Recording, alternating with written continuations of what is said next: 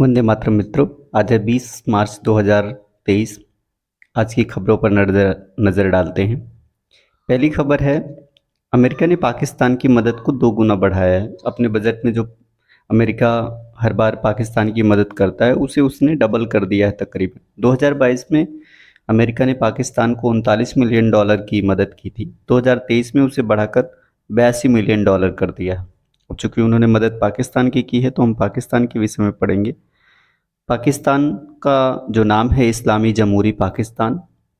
इसका क्षेत्रफल है 7,96,940 किलोमीटर, जो कि दुनिया में 36वां है, जबकि 21 करोड़ आबादी के साथ ये आबादी के मामले में दुनिया का छठा बड़ा देश है। यहाँ की कैपिटल है इस्लामाबाद। यहाँ के जो राष्ट्रपति हैं आरिफ अलवी, और वो 13वें राष्ट्रपति हैं, जबकि पाकिस्तान के पहले राष्ट्रपति थे इस्कंदर मिर्जा। वर्तमान में यहाँ के प्रधानमंत्री हैं शहबाज शरीफ, जो कि 23वें प्रधानमंत्री हैं, और यहाँ के पहले प्रधानमंत्री थे लियाकत अली खान।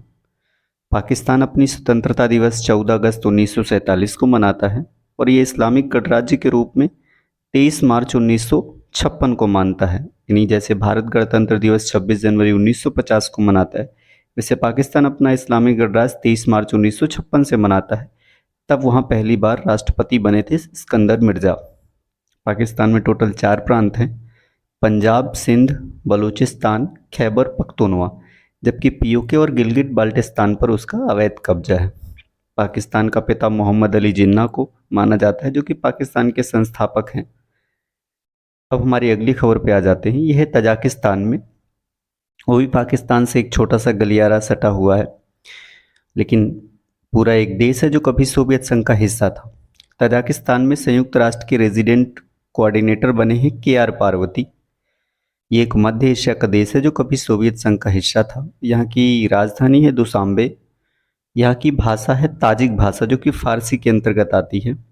वर्तमान में यहाँ के राष्ट्रपति हैं इमोमाली रहमान, और यहाँ के प्रधानमंत्री हैं ओकिल ओकिलेव। यहाँ की जो मुद्रा है वो है सोमोनी, और ये 1,43,000 वर्ग किलोमीटर लंबा है। चूँकि ये एक लैंडलॉक्ड कंट्री है, इसलिए इसके चारों ओर जो देश हैं उनमें है उज्बेकिस्तान, अफगानिस्तान, किर्गिस्तान, चीन और पाकिस्तान। अब हम अगली खबर की ओर बढ़ते हैं। भारत की वित्त मंत्री निर्मला सीतारमण ने श्री अन्न योजना शुरू की थी 2023-24 के अपने बजट में। उस बजट में के बाद एक नई प्रोग्रेस है, क्योंकि नई दिल्ली में वैश्विक बाजरा सम्मेलन मनाया जा रहा है ये 2 दिनों से, जिसका उद्घाटन प्रधानमंत्री ने किया। इसे ग्लोबल मिलेट्स कॉन्फ्रेंस भी कहते हैं। बाजरा का जो सबसे बड़ा उत्पादक है वो भारत है, और दुनिया में सबसे बड़ा निर्यातक भी है। ये इस वर्ष अंतर्राष्ट्रीय बाजरा दिवस मनाया जा रहा है, और ये मनाने के लिए भारत सरकार ने यूएन के एक संगठन है FAO, food and agriculture organisation, उनके सामने प्रस्ताव दिया था, जिसका हेडक्वार्टर रोम में है, जिसे उन्होंने मान लिया। भारत ने एक और घोषणा की है कि वो अंतर्राष्ट्रीय मिलेट्स इंस्टीट्यूट हैदराबाद में खोलेगा। इससे पहले दूसरी सरकारें भी इस पर प्रयास कर रही थी, जैसे उड़ीसा सरकार है, वो हमेशा 10 नवंबर को मांडिया दिवस यानी बाजरा दिवस के रूप में पहले से मनाते हैं। अब हम जान लेते हैं, क्योंकि बाजरा को प्रधानमंत्री ने श्री अन्न नाम से दिया है, तो श्री अन्न के तहत कौन कौन से ऐसे अन्न है जो आते हैं। उनमें ज्वार है, रागी है, बाजरा है, कंगनी है, चीना है, कुटकी है और कुट्टू है। ये सभी कैल्शियम, आयरन और पोटेशियम से बहुत भरपूर होते हैं। और दूसरी खास बात यह है कि ये सभी कम लागत और कम पानी पर, कहीं पर उसरीली ज़मीन पर भी इन्हें उगाया जा सकता है। हम अगली खबर पढ़ते हैं, वो है BBC की, यानी ब्रिटेन से है। ब्रिटेन में एक एंटोन बोरो करके एक एंकर हैं, जिनका एक वाइल्ड लाइफ से संबंधित एपिसोड आता था, उसे बंद कर दिया गया है। चूँकि BBC ने बंद किया है, तो इसका फुल फॉर्म है ब्रिटिश ब्रॉडकास्टिंग कॉरपोरेशन। इसका हेडक्वार्टर है वेस्टमिंस्टर लंदन में, और ये 18 अक्टूबर 1922 से में संस्थापित हुई थी। अब हम समझ लेते हैं भारत में रेडियो के विषय में क्या प्रोग्रेस हुई थी। तो भारत में रेडियो 1927 में कोलकाता से आया था। फिर 1923 में इसका राष्ट्रीयकरण करके इसका नाम भारतीय प्रसारण सेवा कर दिया गया। 1936 में इनका नाम ऑल इंडिया रेडियो कर दिया गया, और 1957 में इसका नाम बदलकर आकाशवाणी कर दिया गया। इसका हेडक्वार्टर नई दिल्ली में है। अब हम अगली खबर पर आ जाते हैं, जो कि उपभोक्ताओं से अधिकारित है। भारत सरकार का जो पोर्टल था right2repair.india.gov.in वो पूरी तरह से चालू हो गया है। पहले हम जान लेते हैं ये पोर्टल भारत सरकार ने कब बनाया है। तो 2022 के 24 दिसंबर को राष्ट्रीय उपभोक्ता अधिकार दिवस जब भारत ने मनाया था, तब उन्होंने घोषणा की थी कि वो उपभोक्ताओं को और भी सहूलियत देंगे, और इसी का एक पार्ट है राइट टू रिपेयर।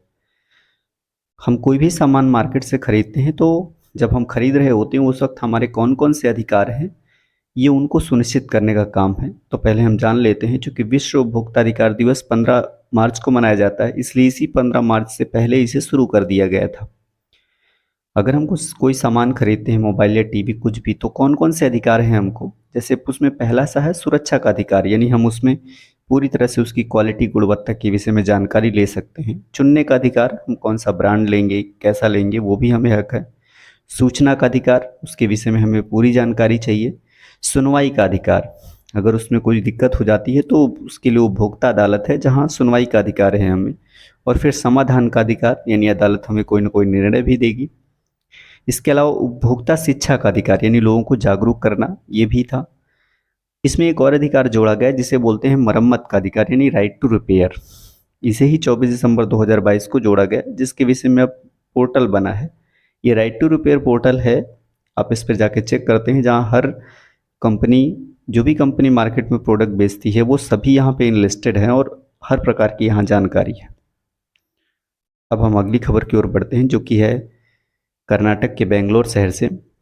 बेंगलोर ऐसा है जो धूम्रपान कानूनों को बहुत व्यवस्थित ढंग से पालन कराने वाला शहर है, और इसीलिए इसने $1,50,000 का इनाम जीता है। अब चूंकि बात बेंगलोर की है, तो ये कर्नाटक का शहर है, और कर्नाटक के विषय में हम अपने पिछले वीडियो में कुछ बातें बता चुके हैं। तो आज हम सिर्फ उसके नेशनल पार्क की चर्चा करेंगे। कर्नाटक में 6 बहुत अच्छे नेशनल पार्क हैं, जिनमें है Bannerghatta, Bandipur national park, Nagarhole national park, Anshi national park, Kudremukh national park और मधुमलाई नेशनल पार्क। ज्ञात हो कि ये मधुमलाई नेशनल पार्क वही है जिस पर अभी एलिफेंट विस्पर्स के ऑस्कर्स में जीता है। ये मधुमलाई पार्क की ही कहानी है। तो हम आते हैं अगली खबर पर।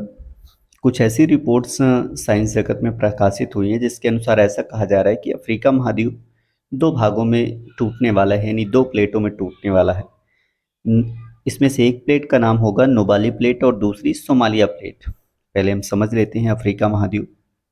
ये 2,96,48,481 वर्ग किलोमीटर में फैला है, और जिस ग्रेट रिफ्ट वैली, ये केन्या में एक जगह है जहाँ से ये ऐसी विश्वास जताया जाता है कि यहाँ से ये टूट रहा है, और प्रतिवर्ष 2.5 सेंटीमीटर प्रतिवर्ष टूट रहा है, यानी इसको टूटने में अभी भी मिलियंस की संख्या में वर्ष लगेंगे।